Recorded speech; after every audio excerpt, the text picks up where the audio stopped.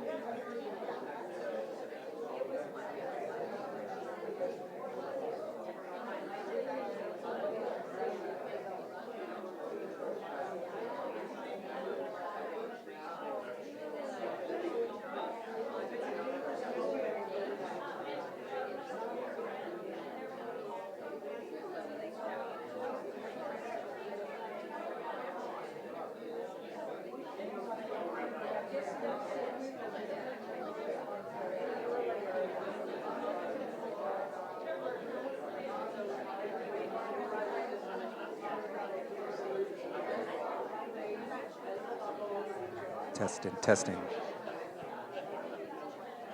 Folks, if you could come on in and have a seat, that would be great.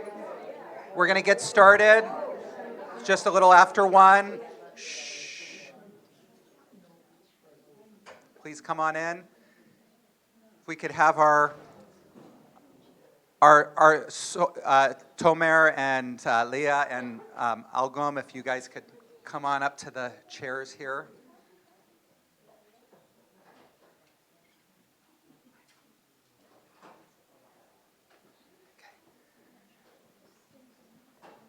Thank you, everybody, for coming to be able to be a part of this afternoon event, to be able to hear a little bit from two really lovely IDF soldiers that are here.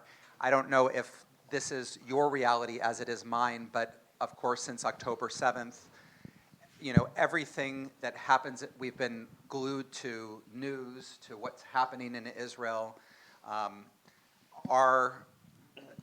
This is our family, all the way through. And it's so important that for me to be able to experience both of you and hear a little bit of your story, and I'm sure for a lot of us that came, a part of our process and working through this is to be able to be connected, to feel connected in this, in not just news that's across here. And we had 85 people registered for this event. Not everybody can always make everything, but here it is in the middle of the day. And I also want to just share that this is also coming off a very powerful event last night at Crossline Church. About 850 people, 4 different churches organized of Christians and Jews standing together. There was a survivor from the Nova Music Festival, Ofri Lanier, who shared her story. And the incredible support, um, dedication to a certain moral clarity around what's been happening in Israel was very, very prevalent there in the space and very inspiring. And so that's part of we're standing together here. So before we continue on with the program, my colleague, Rabbi Jason Rosner. Thank you, my friend. Thank you for being here and for braving the 15-hour flight and for being as well rested as I know soldiers often are. Before we start, I want to recall a story that I guess it was 2009, and I just moved to Israel to study, and I was staying with an Israeli family, and I was told they had a 16-year-old son. And we went for a walk. The family was from Denver originally, and he had been raised in Israel after they'd made Aliyah. And we're walking, and I said, what do you find as an Israeli are the major differences between being an Israeli teenager and being an American teenager? And he said, in America, when you turn 18, your parents buy you a car and send you off to college. And in Israel, when you turn 18, the state gives you a uniform. And this is just to recall that we are fortunate in this country no longer to be subject to a draft. But in Israel, everyone has skin in the game. So thank you for your service, and thank you for being here with us today. Thank you. I want to now introduce Algom Ben-Horin, who's from the Jewish Agency, to give a little context for this visit. All right, thank you. Hi, Boker Tov, everyone. Good to see you. Good morning. Shalom. Thank you for being here today. We're so pleased to see each and every one of you, Shane Apunim, here. My name is Algom. I'm working for the Jewish Agency. I'm originally from Israel, as my accent kind of gives it away, probably. I moved about 2.5 years ago to Los Angeles to work for the Jewish Agency in this specific position, where we have 3 main focus areas that we're focusing on. The first one is being Aliyah. We facilitate Aliyah to every Jew in the world who wants to repatriate themselves to Israel, whether if it's by choice, so from countries like North America and Western Europe. And also sometimes, unfortunately, we do Aliyah of rescue, like we had to do about 2 years ago from Ukraine, from Ethiopia, and nowadays, unfortunately, from countries in the Middle East where being Jewish puts you at risk. The other thing that we do is, like Rabbi Kavod said here, we try to connect Jewish people around the world. Those are outside Israel and those who are in Israel, because we understand the value and the importance of not just having Israelis share their story and the story of Israel, but we also know that it's so important that we in Israel hear from you what it's like to be a Jew outside Israel, and that we know that you're here and you're seen and you're valued and you're appreciated and your support matters. So I think just the fact that you're here today is a great success to our mission. So why don't we give you all a round of applause, because you deserve it. Being here on a midweek, on a midday, it's beautiful. And then lastly, we also provide some immediate relief to Israelis from the Israeli society to strengthen the society, understanding that a strong society makes a strong country. And one of our main focuses right now in that area is the Fund for Victims of Terror, where we are the first responders to every Israeli that was a victim of a terror attack, whether if it's a rocket that hit their house or a direct attack on them or their family members. Within 24 to 48 hours, we reach out to them and we provide them an immediate grant of approximately $1,000, because, ladies and gentlemen, sometimes they don't have any access to their bank account anymore. They had to flee their homes with only the clothes to their back. Stories that we probably used to hear from 8 years ago, unfortunately, but someone has to be there for them.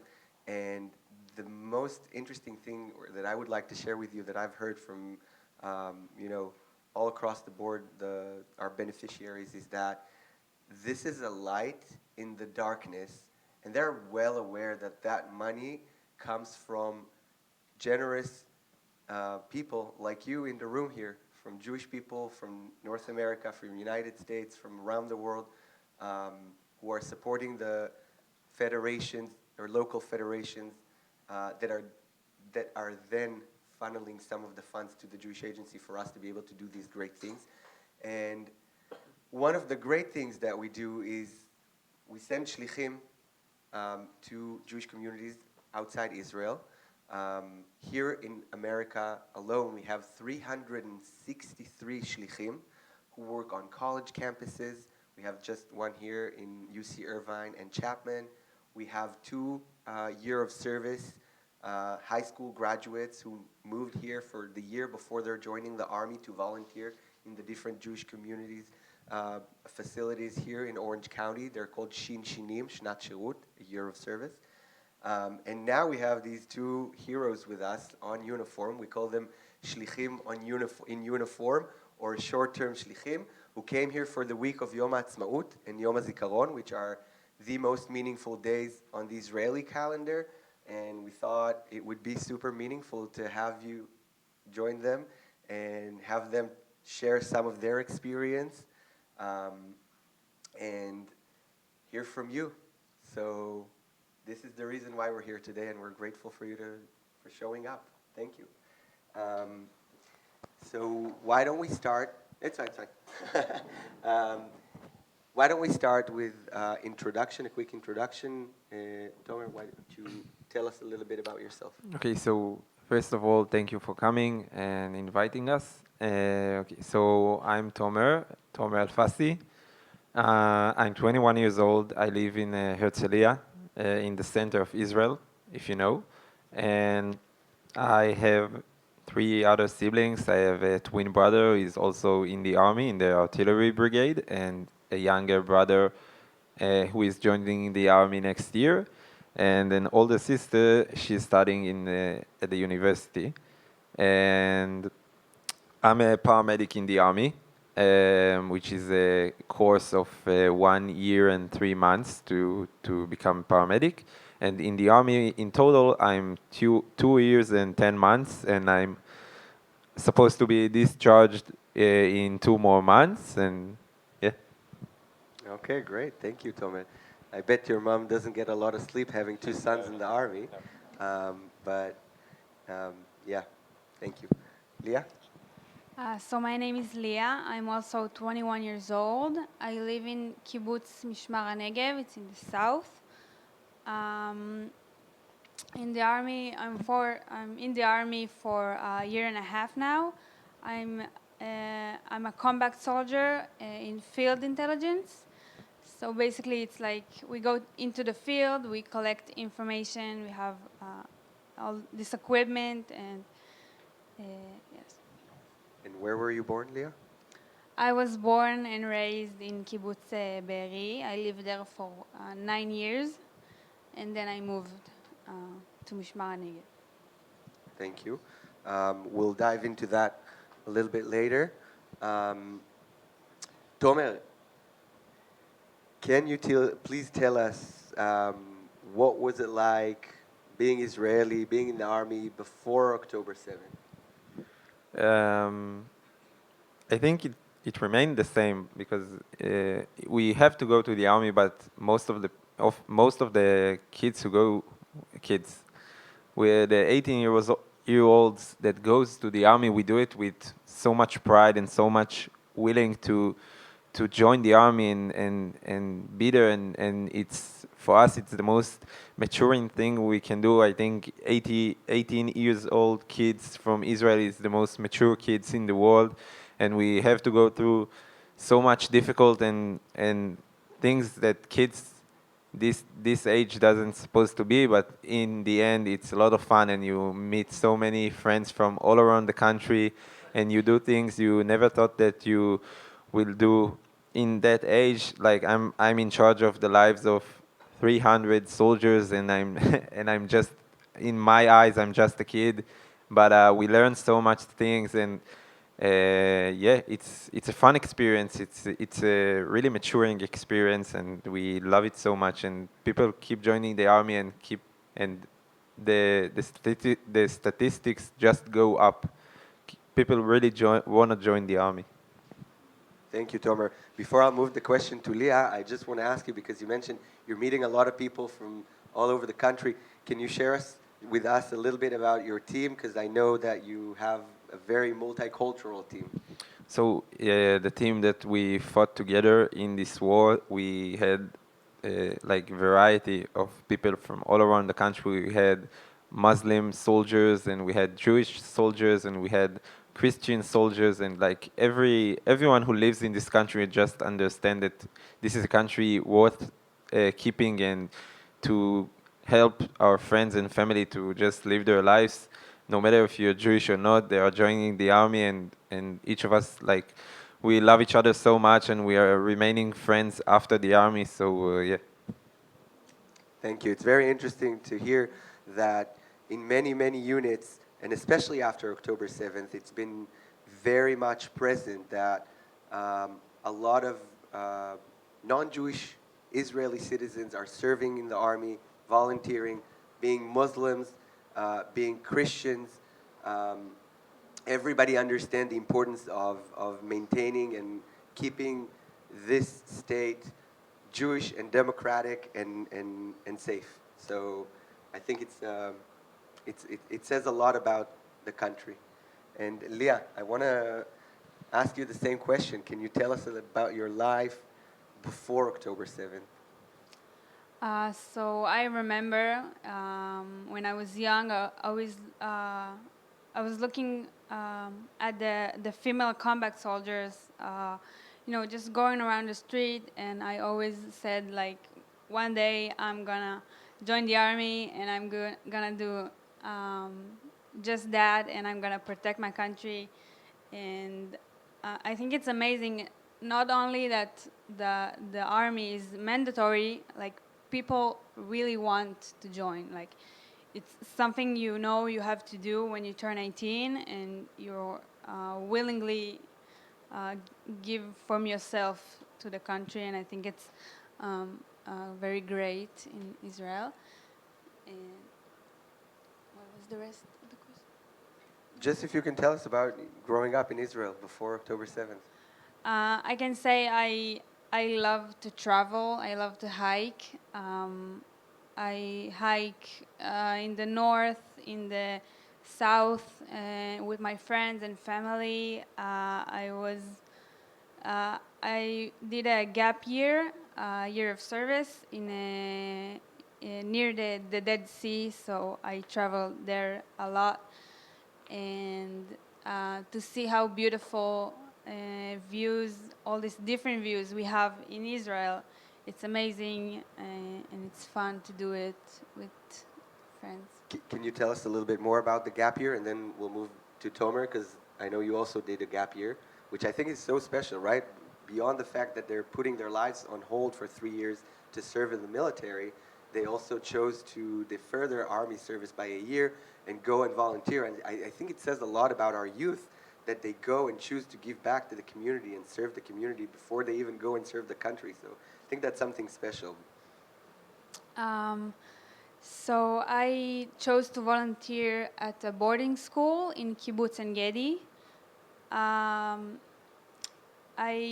lived with another 13 people my age who also joined and chose to do this gap year, and I lived with them for a year, and I was responsible for 11th grade, and it's just a year that we had fun. We had all these activities and parties and trips, and I I enjoyed it very much, and I learned a lot about myself, and it was very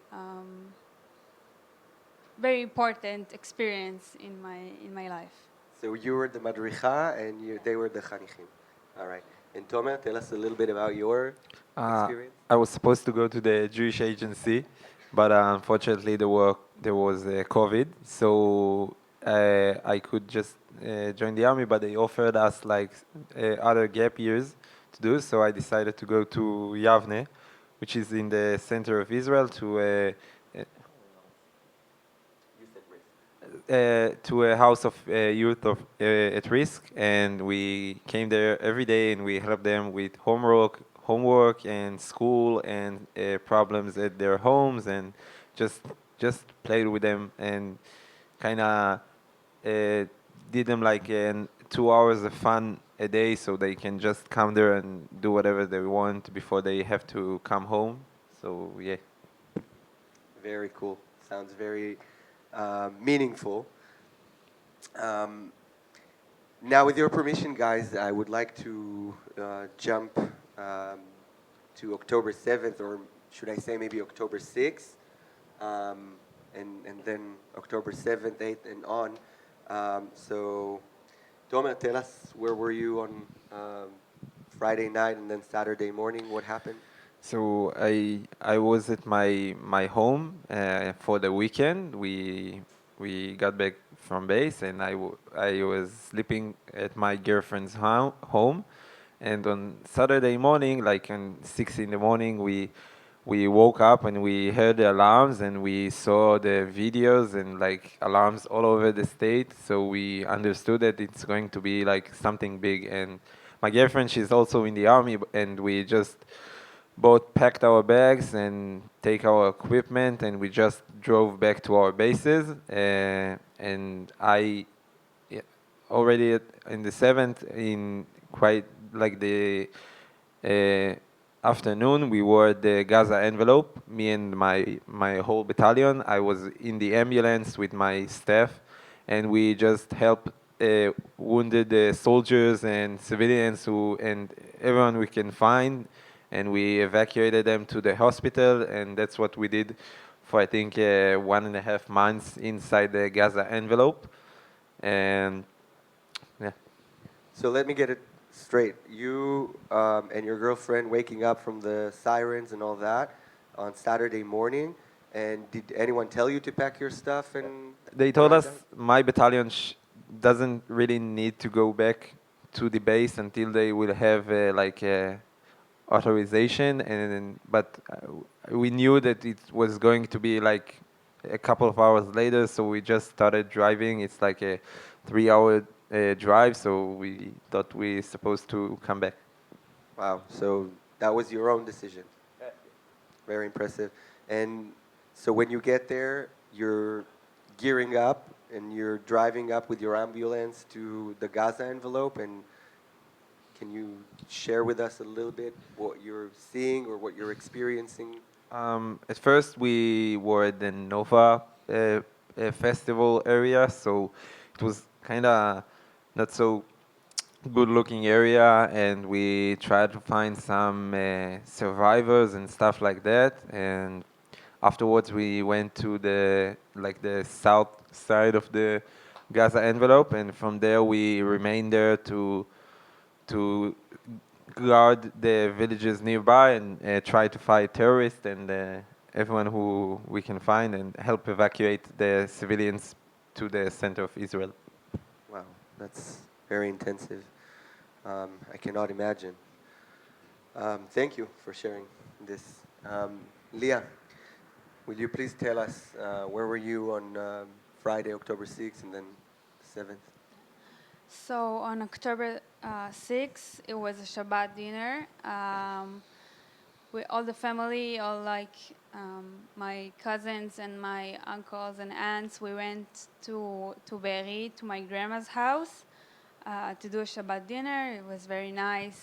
And then I came back home to my kibbutz, and in the morning, we found out everything was happening, and everything like was a mess. We didn't know, there was no contact, and we didn't know exactly what's going on.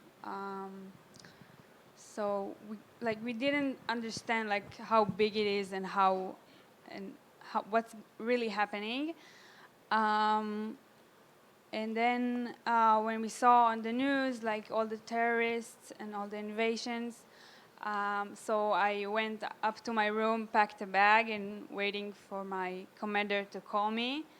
At first, she told me that I couldn't come because my area is still quite dangerous, but I convinced her to come pick me up.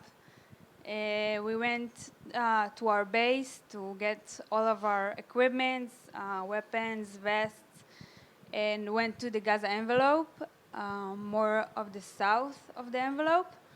And our job there was to guard the kibbutzim around and help indicate suspicious movements and to indicate terrorists who um, were still there. We were there for a week, and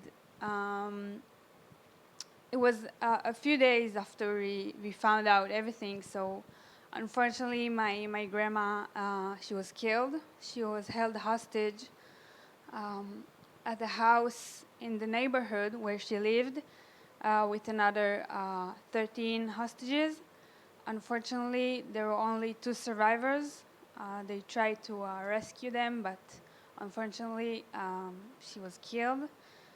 And 2 of my uncles were a part of the emergency team in Be'eri. They had like guns, like if anything would happen, they can protect the kibbutz. Unfortunately, they were both killed. One of them, his body is held by Hamas.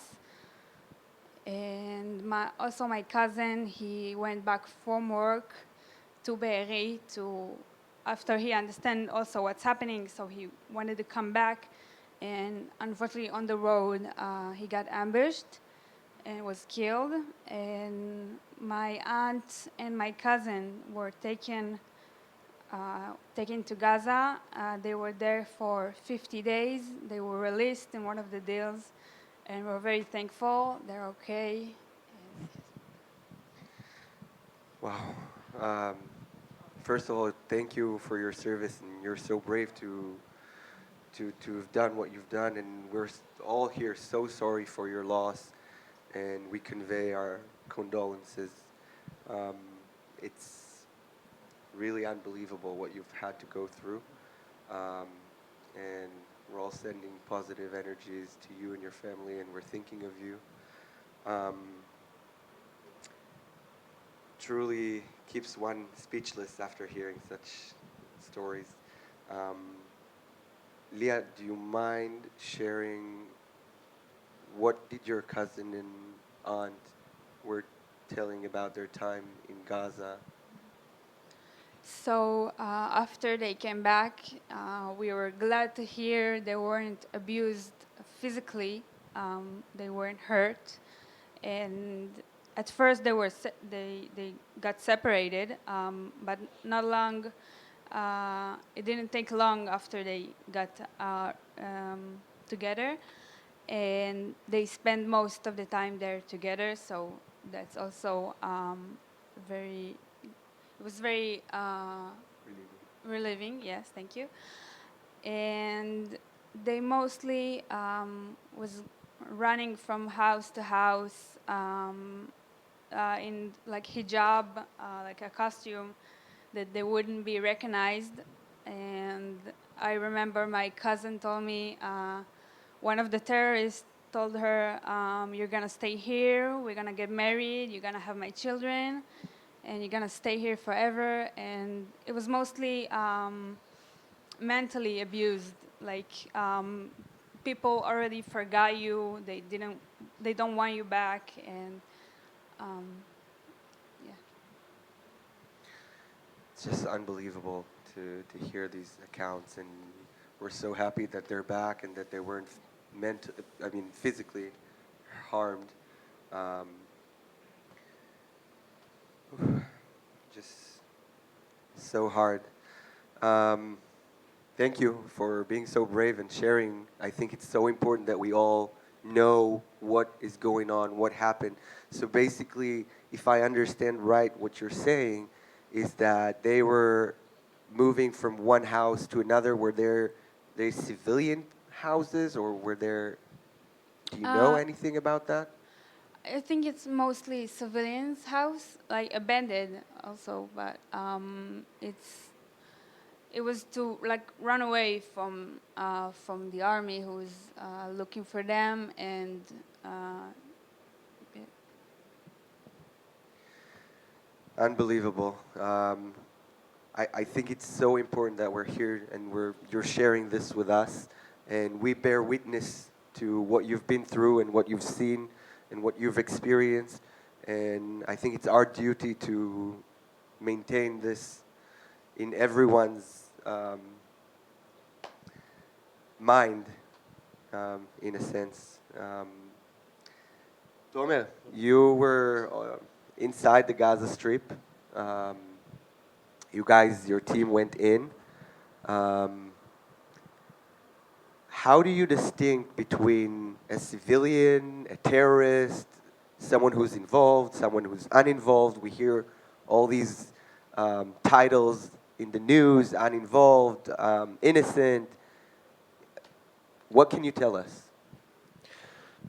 So you basically cannot separate between them. You can't really identify who is besides the normal soldiers with like not soldiers like terrorists with vests and like uniforms and stuff like that. But most of the people we saw and fought against are like simple civilians with like flip flops and like t-shirts and stuff like that, and you can't really understand who is non-related because when you find sometimes you find like civilians and you help them, you really understand that they are not related to any of that and just want to live their normal life. So you give them food, you give them water, you try to understand which place they can go to be safe from that war.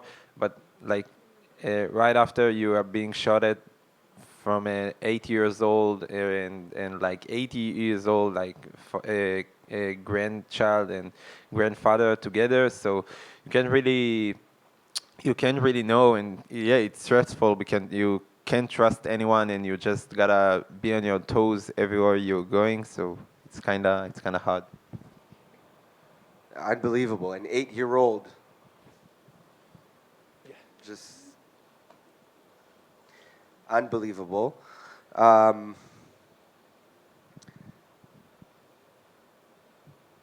you've met some uninvolved civilians. How do you treat them? What do you say? What do you do? How does that work at all? So when you meet civilians, first of all, you suspect everyone. You just can't trust anyone, and you first of all you treat them as related to Hamas. You if they are threatening at you, you gotta take action. But if have no weapons on them and stuff like that, so you gotta take caution. But you talk with them. We have Arab soldiers in our army, so we had like a translator and we talked with them. We understood what they are doing inside the war zone and not in the humanitarian zone, and where are they from and what are their intentions and stuff like that. If they are injured, we give them medical support and we give them food and water if they need it. Um, and yeah, but that's it. Do you also take them to the humanitarian zone? What do you do with Sometimes them?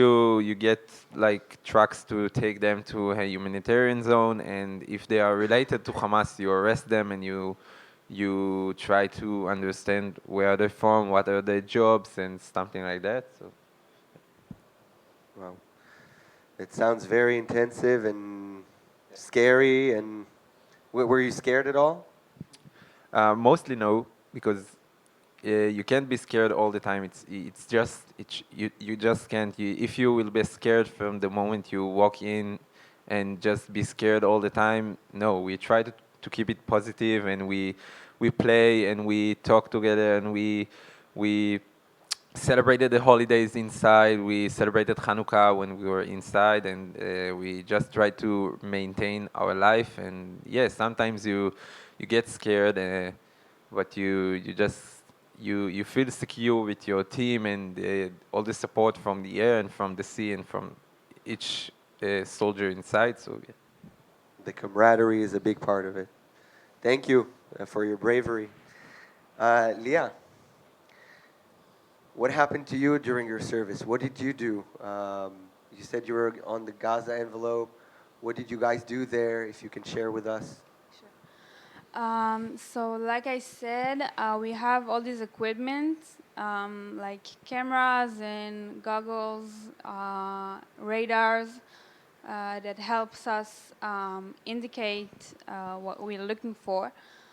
And one time, my team and I were looking like for terrorists or some movement, and we saw on the radar we saw a suspicious movement. Like it was a point where we can't see it, but we saw like a suspicious movement there.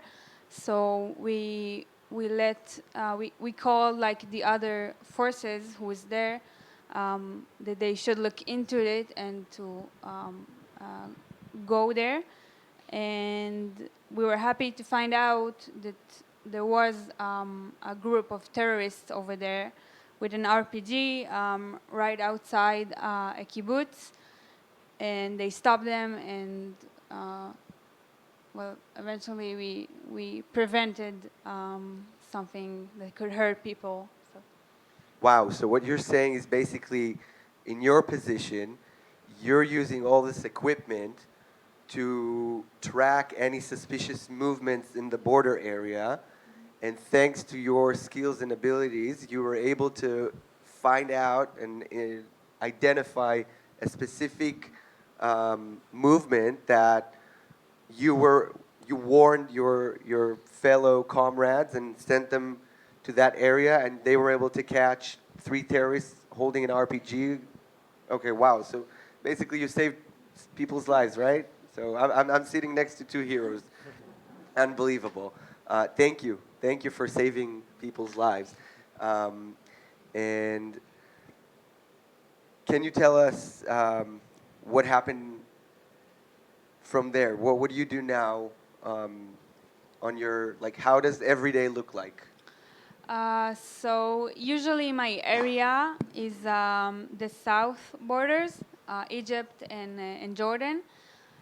We help like indicate like smugglers of weapons and drugs, and so we went back after we were at the Gaza envelope, and we get information each time, and we go to activities, and we go on the field a lot, and yes.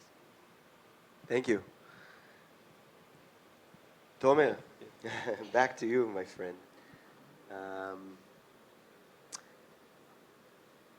If you feel comfortable, can you please share with us something, a specific situation that is very memorable to you from your time in the Gaza Strip? Maybe something that had impact on you, that impacted you deeply, or anything like that? We were in the Gaza Strip for 2 times. The first time was like for 10 days, and the second time was for a month and a half. So yeah, we had a lot of encounters with terrorists and stuff like that. So you kind of get used to it. And unfortunately, in one of the last encounters, I lost two members, two friends from my squad. And their name was Yaakov Elian and Omri Schwartz, Zichronam Livracha. And yeah, it was a tough fight. We got 14 injured soldiers in that crossfires. And as a paramedic, you are in charge of the the wounded soldiers during the fight, so you gotta take care of them during the fight, during the fire, during the everything like that, and uh, we managed to save like 3 soldiers who were at critical state because of the technologi- technological advances of the medical field in the army, and thanks to us being there and the army sending doctors and paramedics into the field, train them to be a combat soldiers, and afterward train them to be paramedics. And yeah, it was a tough fight, but part of me here is just to memorize them and just saying their names and talking about them and what happened, and it means a lot to me. And yeah. We're so sorry for your loss as well. I can't imagine how difficult it is to lose someone so close and so beloved. And we are here sharing, your memory, and we will carry their name with us. And thank you for sharing. And thank you for saving lives. Only 21 years old and already saved people's lives. It's incredible. It truly is amazing.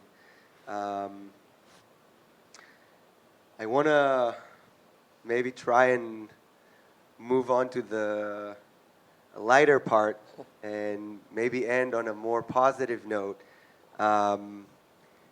Would you guys tell us what is your dream? What is the thing that you mostly look forward to after you finish your army duty? My dream is more like a short term dream. I don't know what I'm gonna learn or what I'm gonna do, but there's something Israeli do after the army. It's called the big trip. So I'm planning to go like for 6 months or more, maybe to the south of America. I don't know. I still need to plan this, but I want to see views and I want to travel and I want to rest and go to Thailand maybe. Right, a lot of Israelis after their army service, they needed a break from all the stress and everything that's going on, and the best way doing it is just go somewhere far, far away and explore and live lives to the fullest. And we're rooting for you, and we hope to get some amazing pictures from somewhere in Latin America or somewhere in Asia. We know that's the hot spots where Israelis go to. Tomer, how about you? I just wanna get some good sleep in my house and play PlayStation. I'm trying to save for a new PlayStation, so that will be my short-term achievement. And yeah, we're just kids who wanna get some good sleep after the army and do what normal 21 years old do. So yeah, that's my plans for after the army. Beautiful. Yeah. Why not?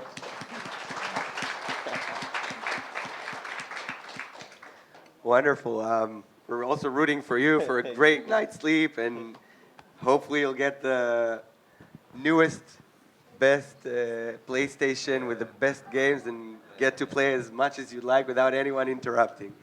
Um, at this point, ladies and gentlemen, if that's okay with you, I think we can start take some questions from you guys. I would just like to say, please, since we have 2 soldiers with us on uniform, they're not allowed to speak anything about politics. The Army is very adamant that we keep this out. So I will respectfully ask you to stay away from politics in your questions, and let's focus about their personal lives, their personal experiences, that kind of stuff.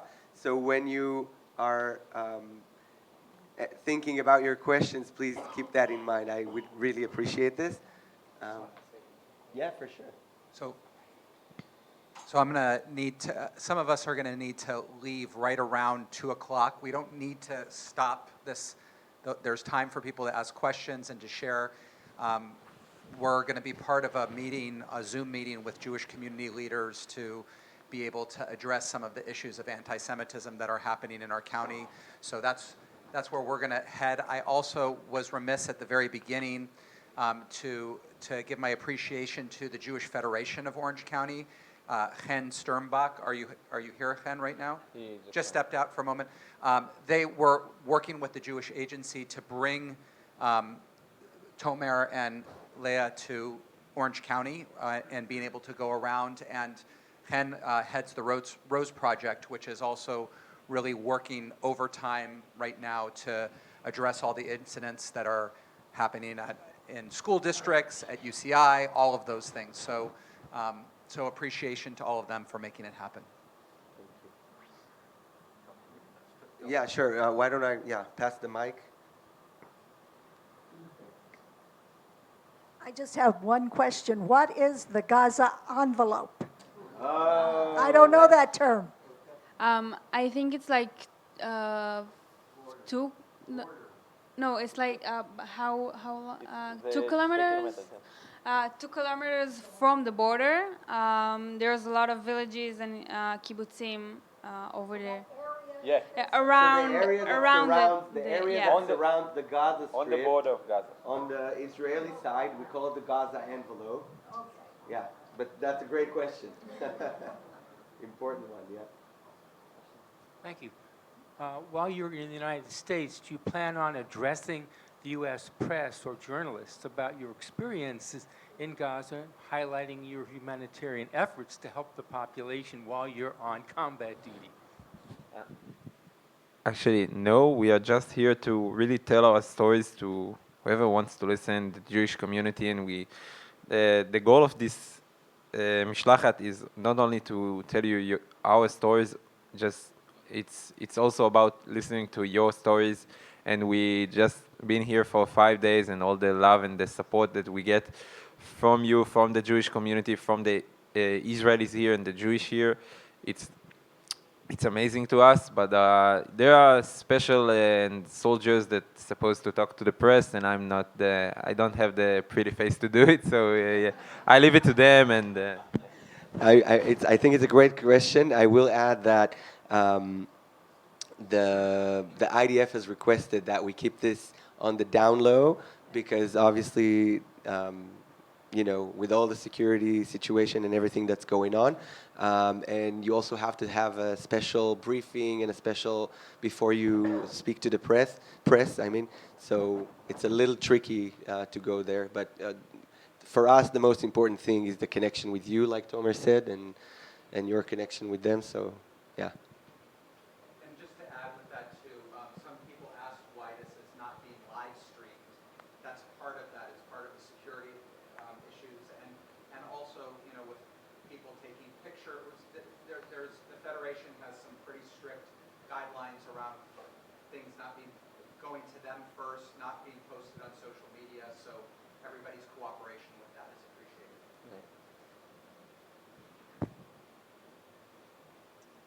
With the present situation, are you on active duty for extended period, not normal? There's a lot of soldiers on reserved. I have a long time until I finish my regular service, but for now, yeah, we know we had to do reserve for at least 4 months. Tomer here is.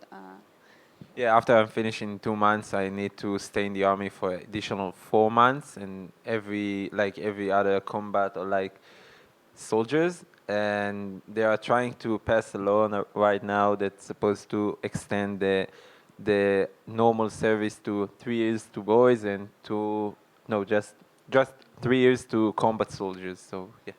So when you're released from active duty, do you have to stay in the reserve till you're 60? Yeah, it's a long time, and yeah, something like that. We have the oldest reserve soldier who is still active in this war is what's his age? Like 92, Yeah, 80, 90. 89, I think. So yeah, he comes and talks about his experience in the army. So yeah, everyone is doing their job. Yeah, it's a lifetime experience for you. And Leah, what is your rank? Excuse me?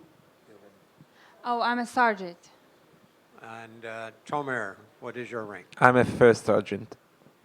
So the two stripes on your epaulets. No, the stripes is like it says paramedic. It's like okay. some roles in the army have like specific like badges. Also in my normal uniforms, we have these on, and so everybody can identify that you are a paramedic.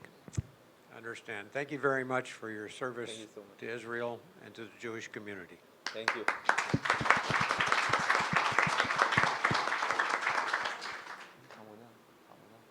Okay, just testing. Is it on? Thank you so much for your presentation, and I'm very troubled and very sorry to hear about your losses of your family and your friends. Who here, just a show of hands, believes that having an 8-year-old child involved in warfare is a war crime?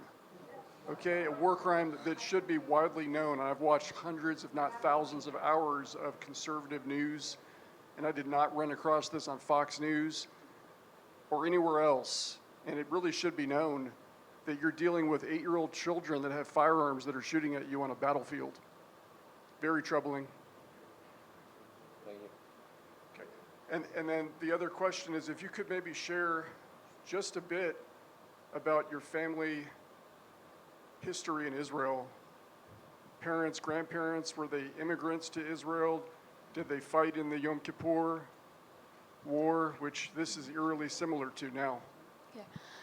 So my mother's dad, my grandpa, is from Egypt, and my grandma, she was born in Syria, and my dad is from England. So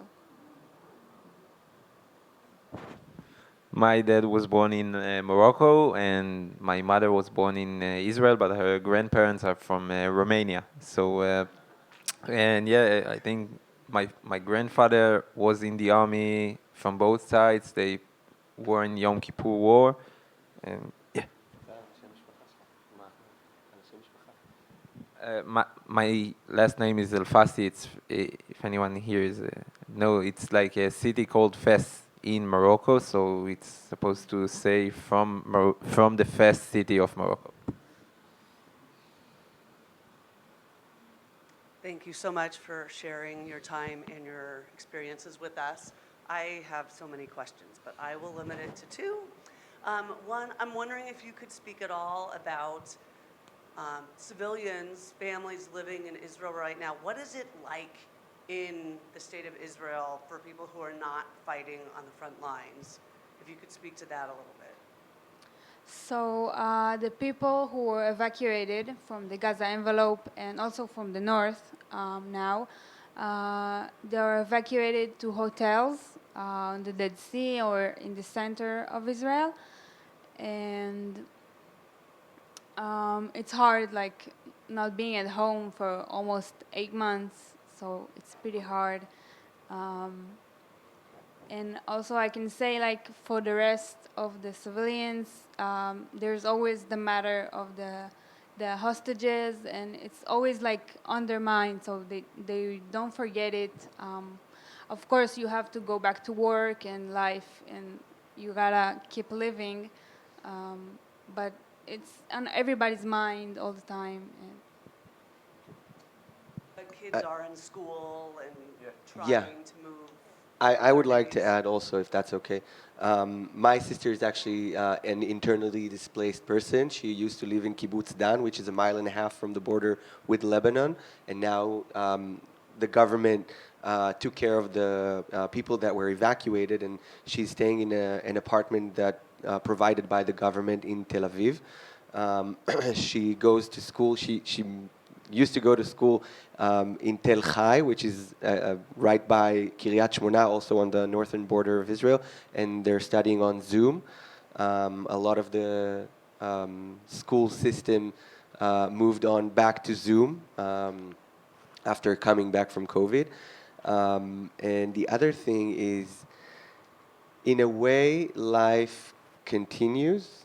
People are going out, they're shopping, they're eating out, they're going about their daily lives. But like Leah said, you can see posters and signs of the hostages all over the country. Every Saturday there is a get together and a rally to support the families whose loved ones are hostages in Gaza, in Tel Aviv, and in other cities across Israel.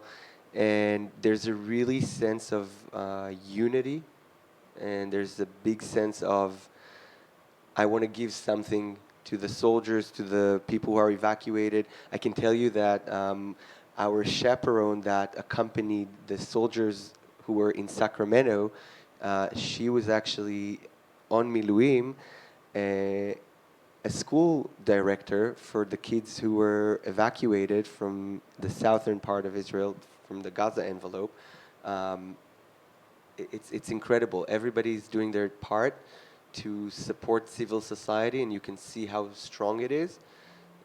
So I hope that kind of And as a follow-up, my other question is, as a Jewish community and as a congregation, for the servicemen and women and for your agency, what can and should we be doing beyond today and hearing your story to keep the awareness and the support? That's a very beautiful, thoughtful question, and I thank you for it. And thank God I'm Israeli and I can be super straightforward and direct, right? So I'll tell you what you all can do because I know that you've asked it from the bottom of your heart. I promise you we have enough tuna cans and pairs of socks in Israel. And flashlights and batteries, we do have enough of them, I promise you. I'll be honest, the best thing that you can do is one, talk to your elected officials, put pressure on them, put pressure on people in the community to keep supporting Israel, to not hold us back. Sorry, I'm speaking a little, and I'm a little emotional. I don't want to get political, but don't let anyone tell us to cease fire while our loved ones are in Gaza.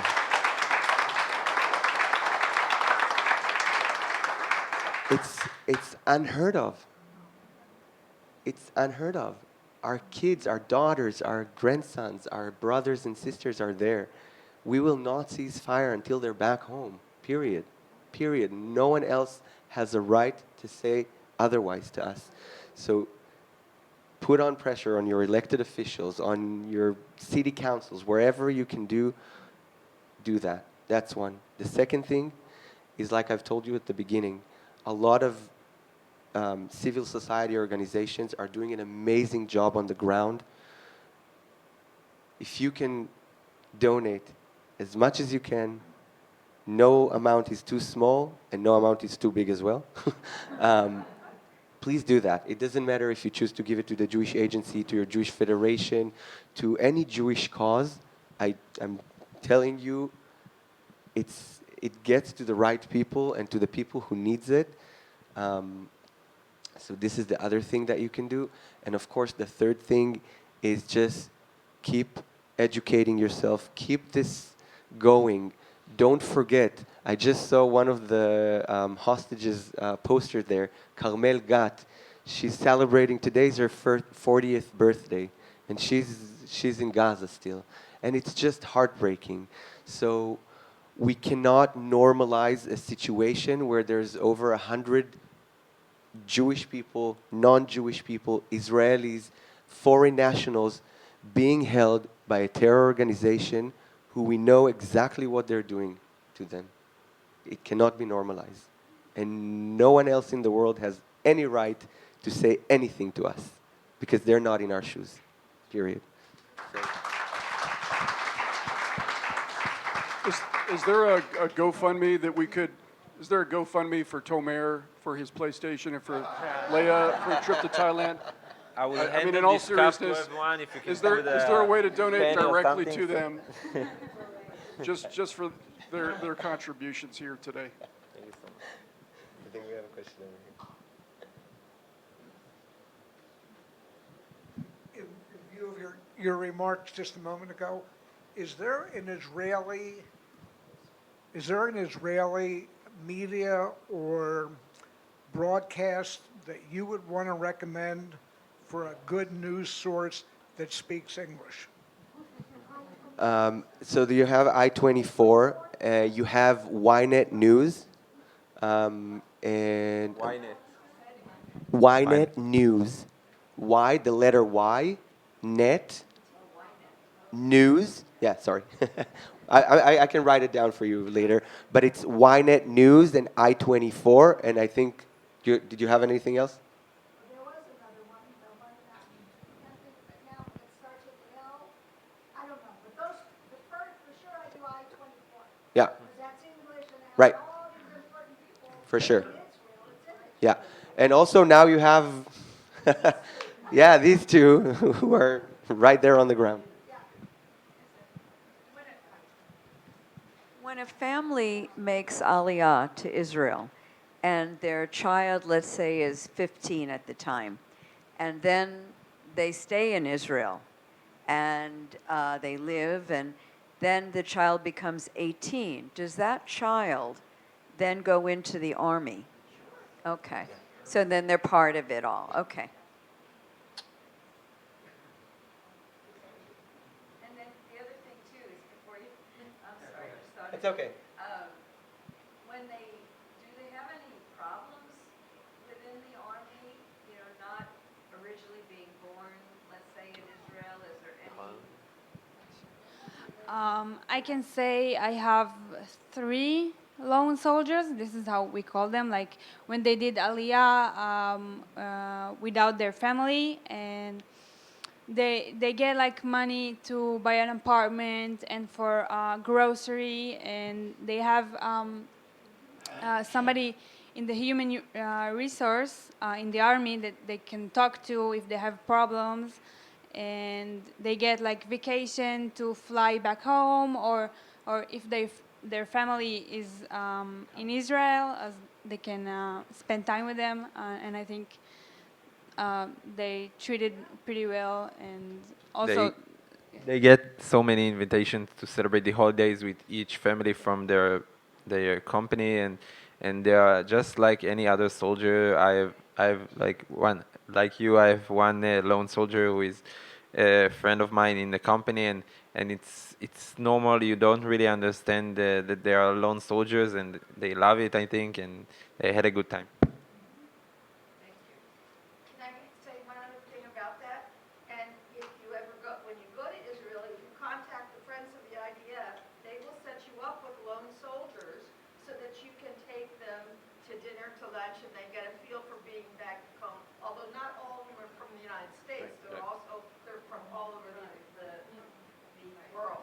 And if the gentleman wouldn't mind a follow-up to this, what about the same question answered regarding the Ethiopians who have come through? Come again, what's the question? Relative to the way the soldiers that are from Ethiopia. Are they being incorporated into? They're fully integrated. You have. yeah, sure. One of my friends. Oh, he asked about the Ethiopian soldiers. So I can say I have also Ethiopian friends from my team, and one of them, she was 2 when she came to Israel. I don't know. She's one of the team, and it's yeah. I mean, she's like everybody else, and. I have another source for you. It's called ILTV News. IL is in Israel. Go to YouTube on your television. What is it, 7 o'clock every night? They update all the information. ILTV News. Go to YouTube, ILTV News, and every day there's an update that tells you what's going on that day. Oh, and then right after that, there's a Christian broadcast network that comes on with people who are not Jewish that tell about their experiences and what's going on in their lives, and they are very much supportive of Israel.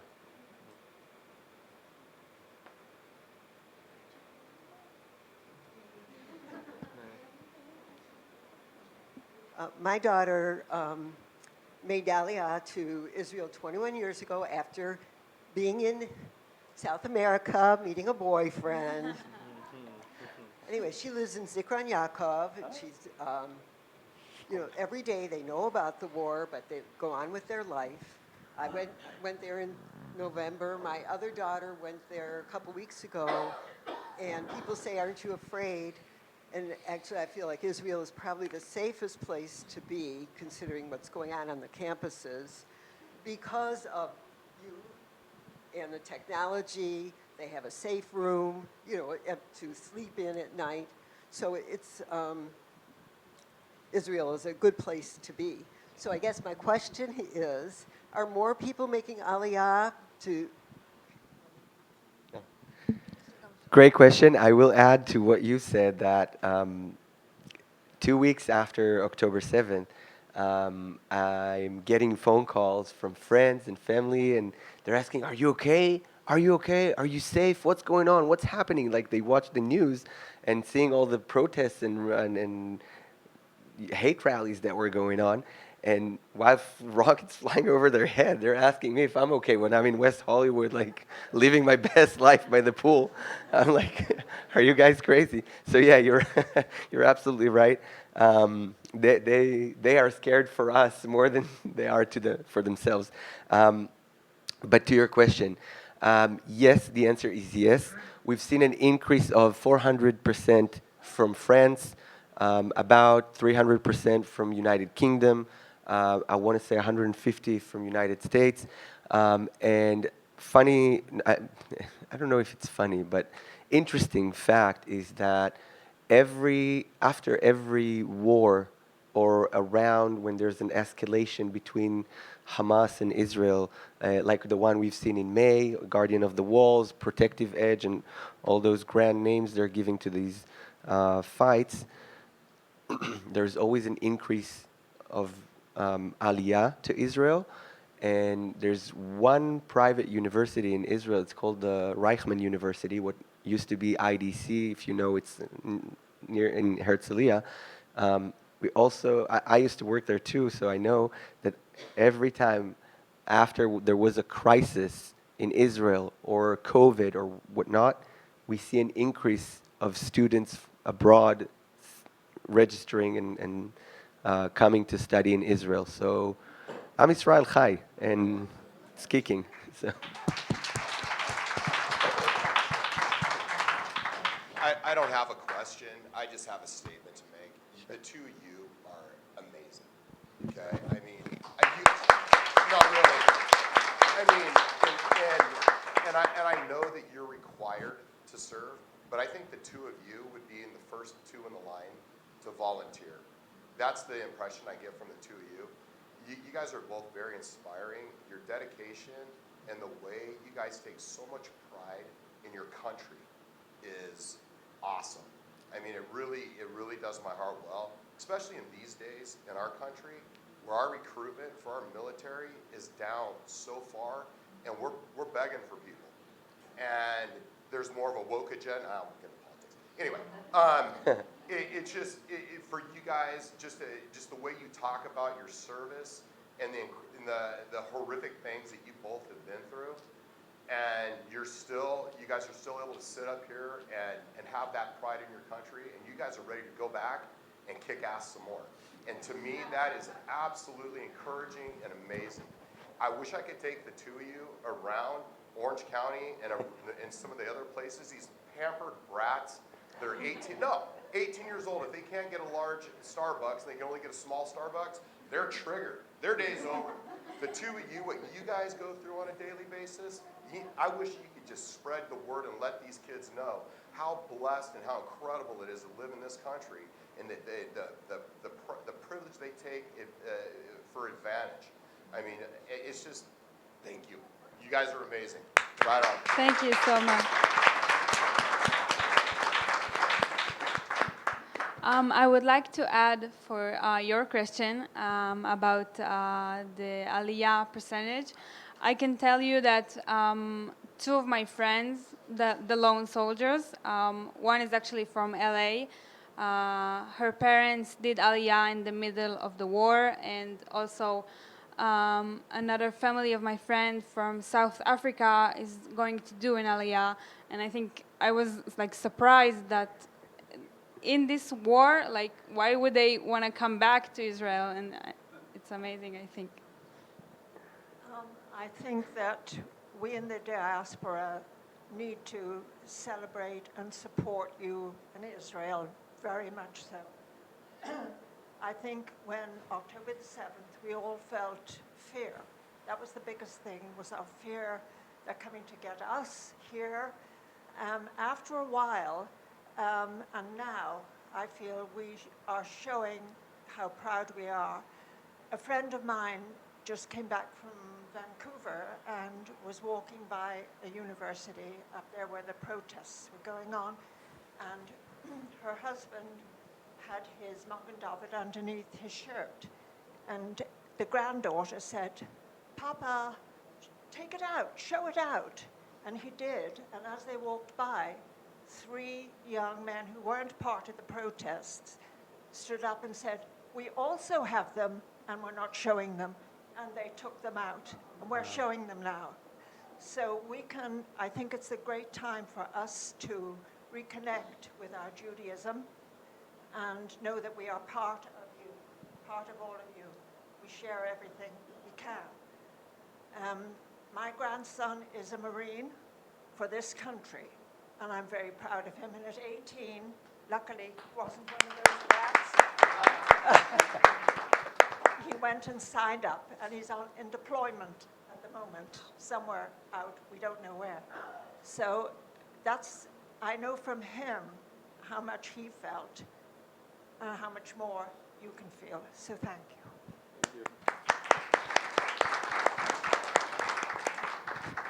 Thank you for this beautiful comment, and we wish all the best to your grandson, and may God protect him. I want to add, with your permission, something that I think we all understand and we all should keep in mind. There's no Israel without Jewish community outside Israel, and there's no Jewish community outside Israel without Israel, and we're in this together. We're one people, united, one big mishpacha, right? I did want to say, so I remember where I was on October 7th. We were camping with the family, and I was in rehearsal for a play that I was in, and I just remember going to rehearsal, and I was crying because I just didn't feel like it was fair that I was allowed to go have fun with my friends, and while people were being so brutally attacked in Israel. So I don't have a question. I just wanted to say that you guys are unbelievably brave to be doing this. So I just want to say that you're also unbelievably brave, because we know it's not easy being Jewish and being connected in these times, especially for kids your age. So you're also brave, and we see you, and we're with you, and we're supporting you, and you should know that you can keep on living your best life, and we're here to protect you as much as you're here to protect us, and that's our biggest win, to keep on living, and no one will bring us down, and always walk yourself with the utmost pride, because look at all this amazing community you're part of. You'll always be part of it, whether you like it or not. And sometimes we get a little annoying, come for Shabbat dinner, but we're always here for each other, and we always will be. And you should be proud you're part of it, and we are proud of you, and we support you.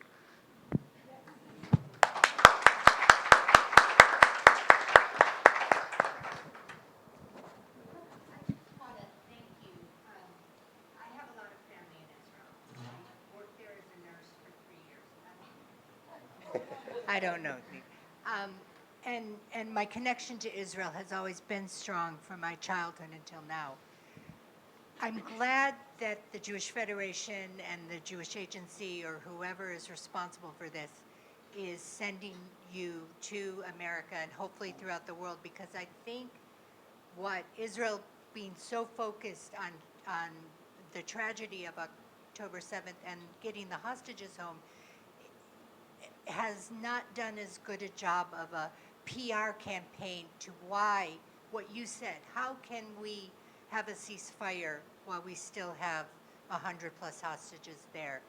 And if you can share, is there anything else we can do besides reaching out to our elected officials and correcting when we hear people and see things in the media that aren't what we know to be valid.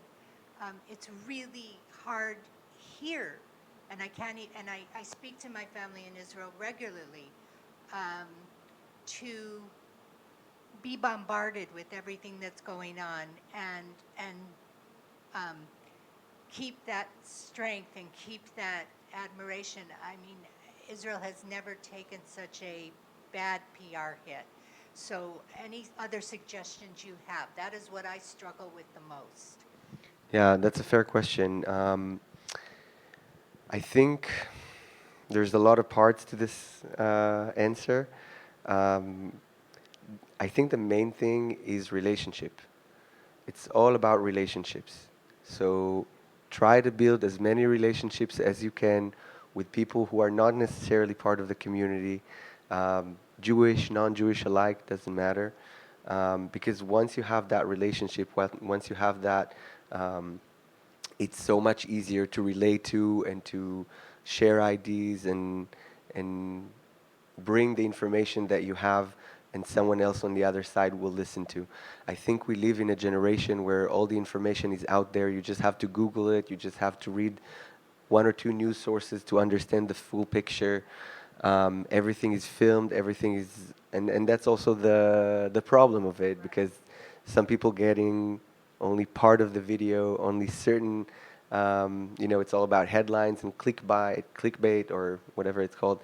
I think it's just, again, form relationship with as many people as possible that are outside the community. Share your experiences. Join those programs to educate yourself and share it with others. I will say that the Jewish Agency, like I said, I think I did, has over 363 shlichim, emissaries, young Israelis who are active on college campuses, in different Jewish communities in North America and around the world. We have our diplomats who are working tirelessly. And at the end of the day, when you look at those protesters or people who aren't willing to have a conversation, they're just not willing to have a conversation. They're not there to really understand, or so don't put your efforts there. Like, don't waste your energy, don't waste your time and resources. Focus on people who are willing to listen, who are interested, who want to learn. And those angry people will just stay angry, and in 6 months from now, they'll be angry at something else, and they'll encamp somewhere else. And they're just not lucky as us to have a wonderful, loving community that welcomes you. So they're creating something else for themselves, and it's quite pathetic. Yeah, absolutely. We've Just a com- we're happy to spend the rest of the day with you guys. more of a comment than a question. I have a lot of cousins in Israel. I stay in touch with one of my cousins who's a woman about 10 years older than me. We spent a lot of time together when we were very young in Brooklyn. And her husband's a rabbi. She has 6 grandchildren that are in the IDF. Another cousin, not one of her grandchildren, but another cousin, 29 years old, was in Jerusalem. She's a joint American-Israeli citizen. Was in Jerusalem about 2 or 3 weeks after the war started. And a Palestinian man came in with a knife, and he stabbed 2 people. The other person survived, but my cousin was not. She was killed by the stabbing attack. So just sharing that. Thank you for sharing, and we're so sorry to hear that, and we're sorry for your loss. Yeah, it's a horrible situation. It shouldn't happen, and we're offering our sincere condolences, really. Sorry. Yeah.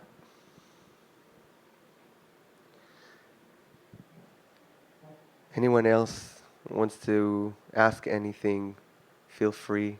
We're Israelis, we're not shy. Yeah. Are there as many females as males in combat? There are specific a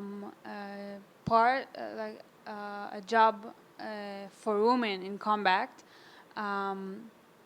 but I can say that the percentage of women going to these parts are only increasing since the war, and for my unit, I think it's gone up like 200%, and they're starting to realize, because there are a lot of women getting into Gaza and fighting and proving like we can do this, and I think all the women there did a great job on the tanks and in all the paramedics, all the doctors. They proved our place in the army.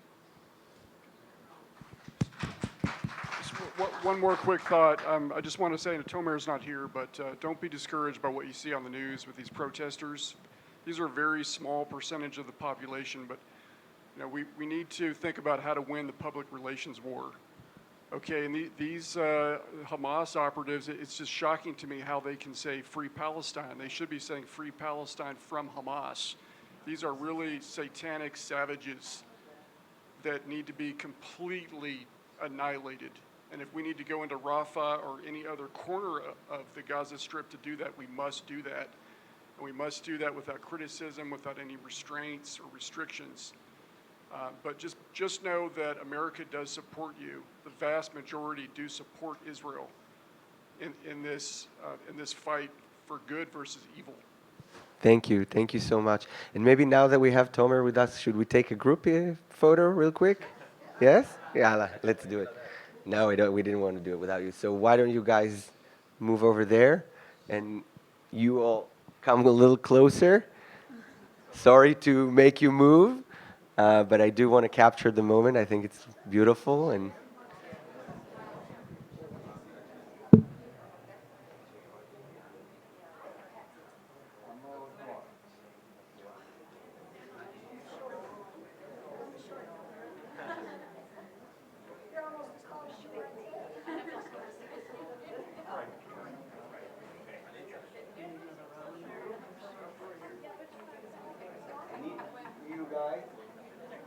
I need you guys to come here, maybe. And I need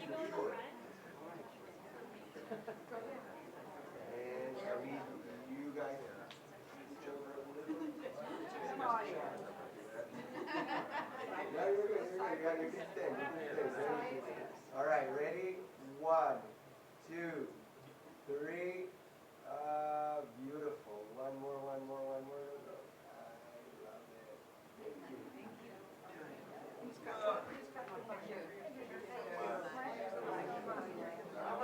Thank you. I want to say thank you for everyone that,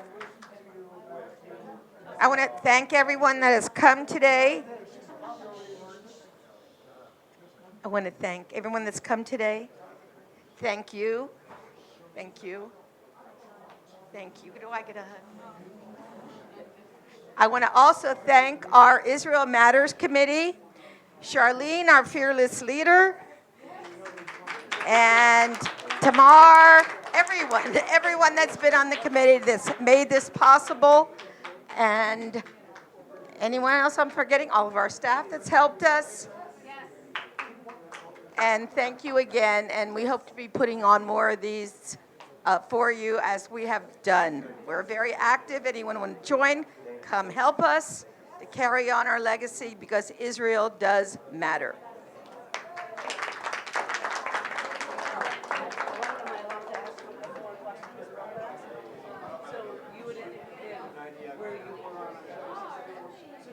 Don't worry about it. It's plugged into the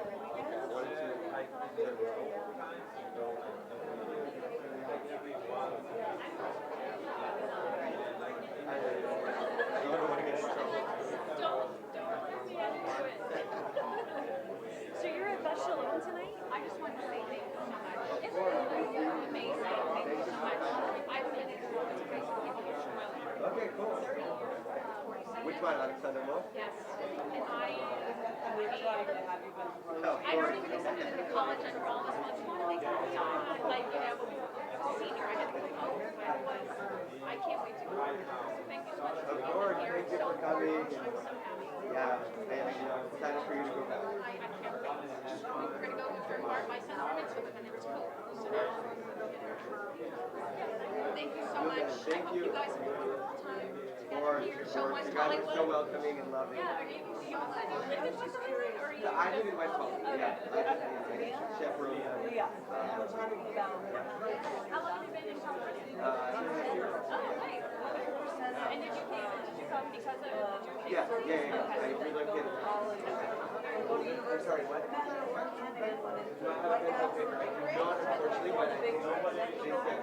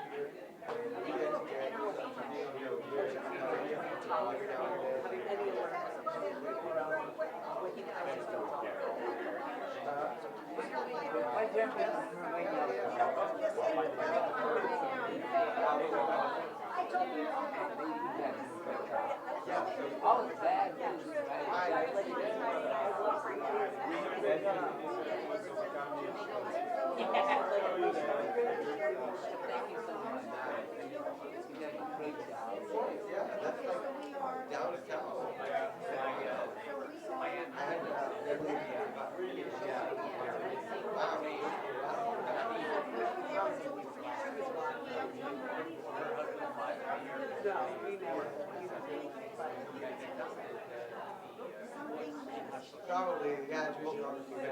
Why don't you take my information?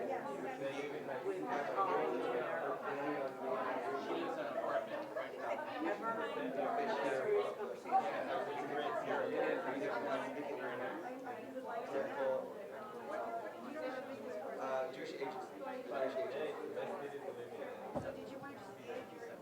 Yeah, I think I learned We're glad you're here. Now, share. Thank you for sharing.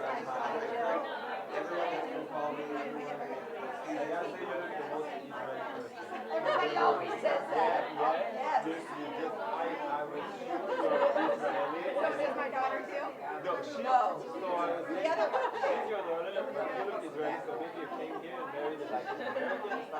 No, he looks Israeli.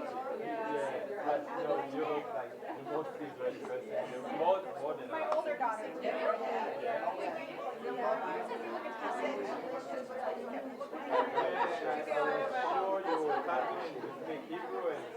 And you know what? I've got a cousin who Sunday jewelry to Israel. She goes all the way. She called me a celebration.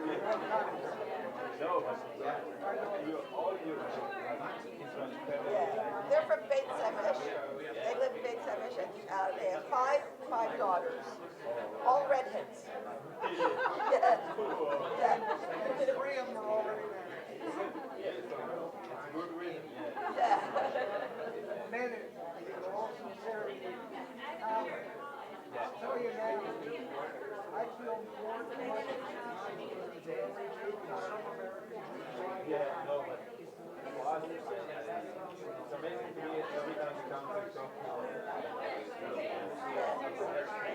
just amazing the support and love. Like, I mean, Israel I'm just born with the almost story. Everyone has like this story, and I come here and I tell about it, and it's like, wow, it's amazing. To us, it's like just another day. It's really amazing to see how the Jewish community comes here, like supporting and loving us. We do, because what that's all like how, you know, always wanting to know. My kids say that too. I'm We here do. for 5 days and I just try to integrate that. Especially in the country, like very well. In the hospital, and like for 5 days you are here and you are just breathing. Why am I not there? One of the reasons I asked that question about the alien is because of knowledge. I knew the answer. I wanted to hear you guys because they will, the other side out there is going to say Israel's apartheid. And that just shows that we accept everything.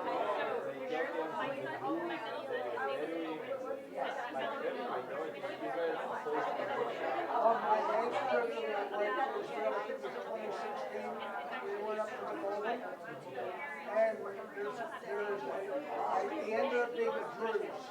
And he was showing me his apples and whatever he had. And we started talking. And somebody asked his mate, I don't know if it was a guy or a wife or himself, and they said, really? I don't remember his name. I'm an attorney. I have clients that are Druze here.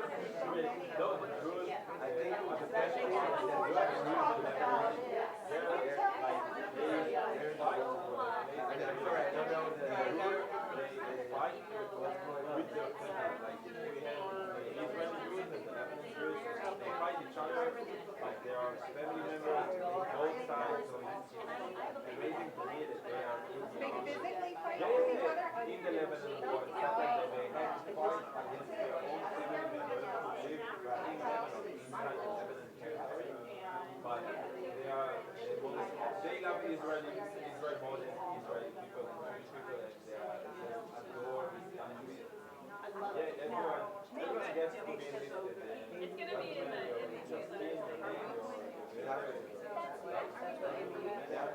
it's a war that we didn't By the way, we went to Israel a couple times. We always look for lone soldiers, and we took them to dinner. Yeah, lone soldiers are just like, I think I and my Italian don't really know, I don't think anybody knows that they are lone soldiers, because they look the same, they just Sure. I have a better alternative for the game you like to play. All right. The game you All right. play, Take did you care. mention? Yeah. PlayStation. Yeah. You should be scuba diving off of your laptop. Scuba diving, I'm a professional scuba diver. scuba You don't like the cost of it? terrifying. I tell you where to go. The water or just go with it?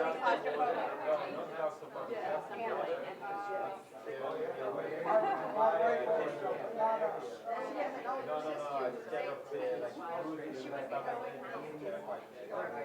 I can write, I get fired, like men shooting at me, and I have no problem, just going with the scuba dive, I pass it out. Alan, he's with you. No scuba diving. I'm scared of I was trying to tell him, forget the PlayStation, scuba diving.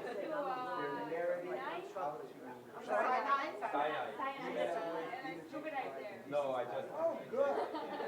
He goes all over I've the done world. over the list. I went to Egypt 4 times before I was working on the television. I did Sharm el Sheikh a couple times, 14 letters. It's her Ghana. She was born, she has family from Egypt, right? Yeah, my grandfather. Yeah, long time ago. My age. I get that.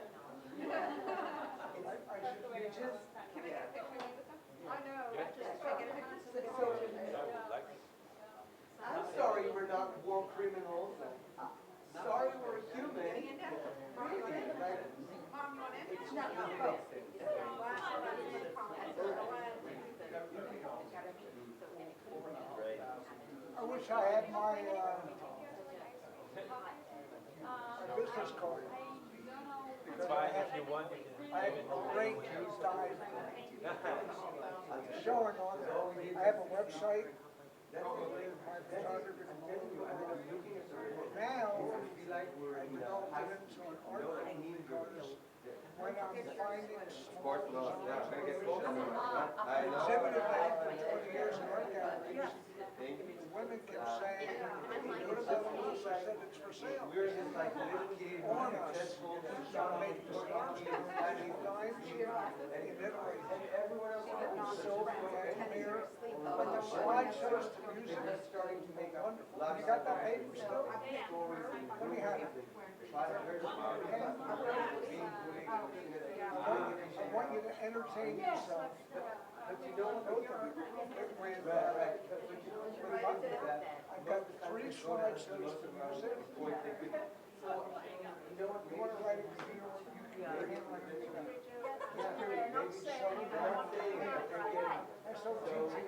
You know what? There is no failure. You're right.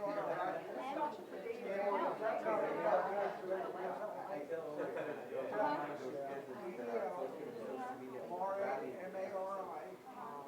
We need to focus on collection officials and people who are on the act.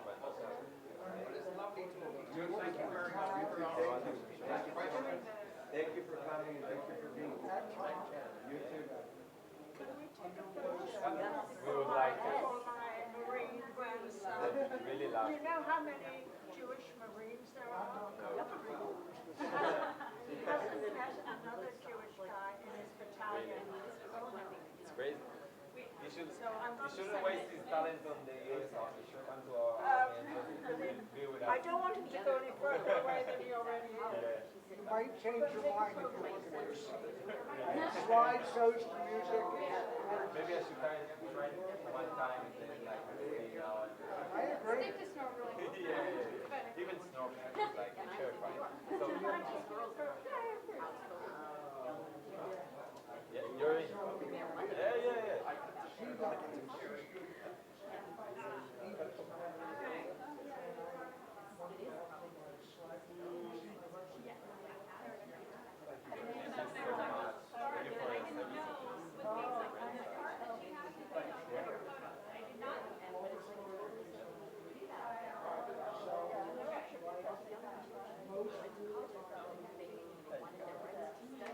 Yeah, great. Thank you so much for coming. Yeah.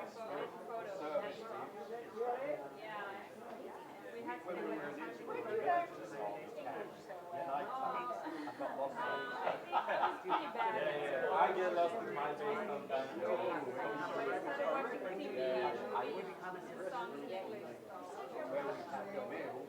Yeah, that's right. You're looking and I it's over there. And it's just one more step and you're already on the other side. Yeah. It's crazy about that. We're used to it. I'm from Ireland. Really? One of the few Jews in Ireland. We need to go on Monday. There aren't too many, but I'm a lot. I hope that they fly you first class. No, we are flying in Texas. If they told me to reveal the cargo and stuff like that, have to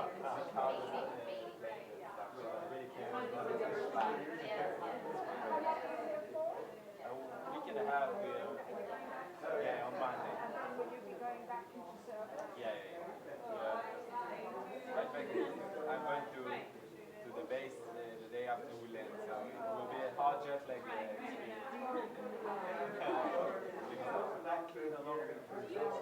No. So I hope you make the full year. I mean, this is normal back there. It's better than it's good. Take care of yourself. Thank you so much for coming. Take care. Bye.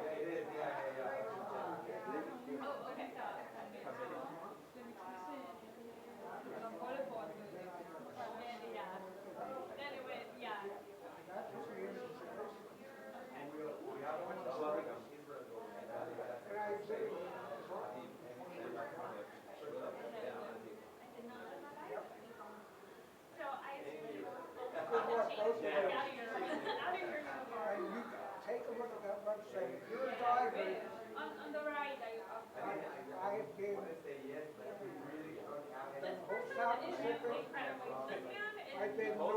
been north of the Arctic Circle with killer whales.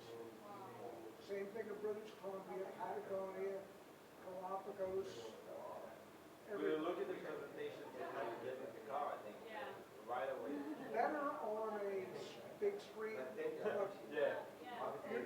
Your animal will do. And for you, not him. Yeah, I'm going now. I launched that website, Soda Del Mare is Italian from under the ocean. Because I was in the international market when I started making scarves. So the scarf one that you'll want to see is called, it's the same thing on that site. The middle tab, right in the middle at the top, is Art Evolves, because I used to exhibit. You're going to see a pretty model wearing my scarves, standing in front of the original art. These are all designs from the ocean. Not the animal life pictures like whales and dolphins you'll see. These are designs.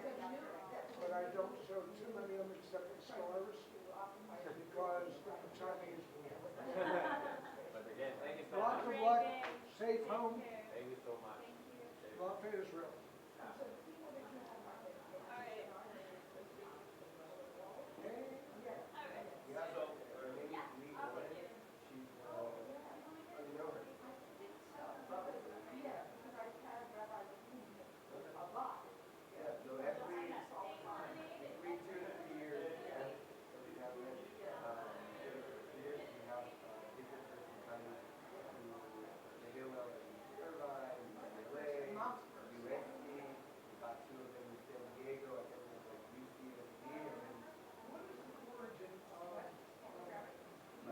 You'll get your purse, don't forget. Your water bottle.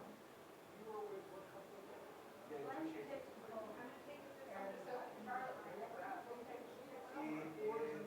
It's a global. Is it? It's a Jewish. Where it's based? Well, we have our headquarters in Jerusalem and in New York.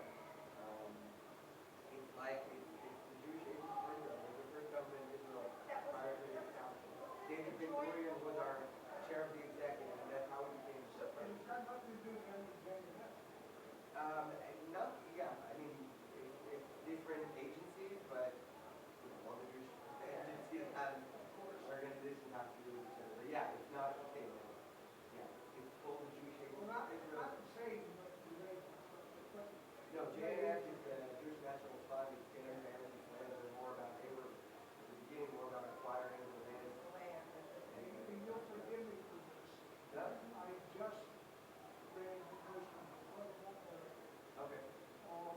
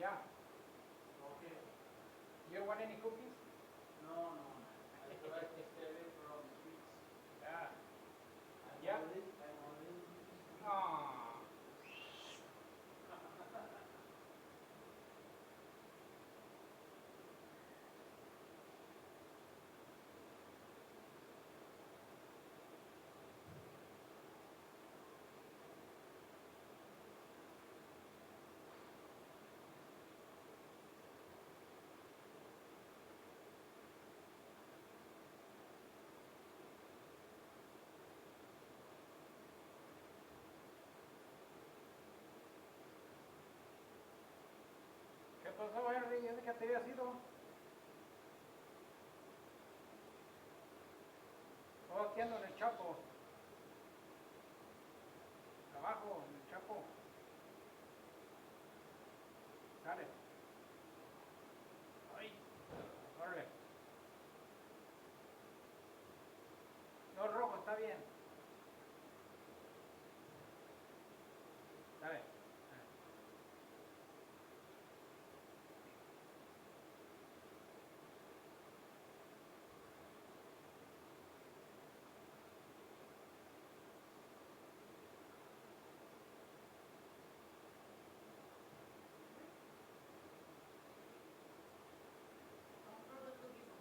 No, you're gonna save it for tomorrow. Save me some for all of next week. Wait a minute. Oh, to eat all week? Ah. Forget tomorrow, we're getting more for tomorrow. For next week will be like rocks. Yeah. Just keep it in the freezer. Yep.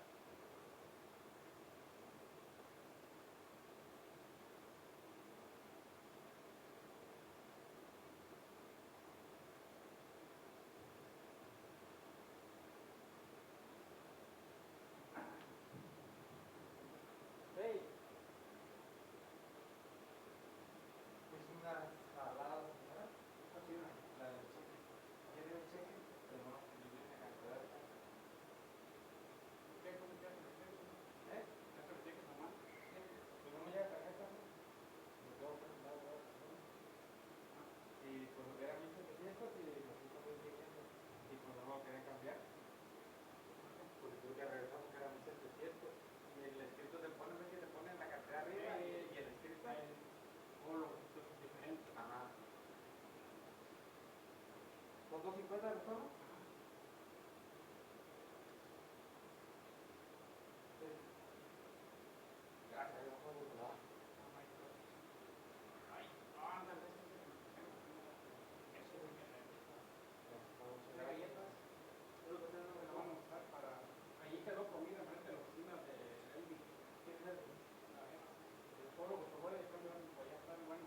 ¿Está bueno? Hay muchitos hay unos de huevo y otros de atún. ¿Pero dónde? ¿Ahorita en la oficina? Ya está por irse. ¿Sí, la jefa? Ya acabaron. Pero agarra galletas. Ya se lo van a... La que sobre van a dejar hasta mañana. Y la madre. ¿Es que le va a hacer? ¿Y qué venía a hacer? Sí, siempre aquí sí que nos siempre más o menos esto. De todos los que de allá. Pues ahí estaban todavía otros 3 soldadillos que estaban ahí. Pero son jóvenes, ¿no? Morro, ¿no? Lo que estoy viendo. El morro. Estaban ayudos, ¿no? No, pero de tu parte, ¿sí? Sí.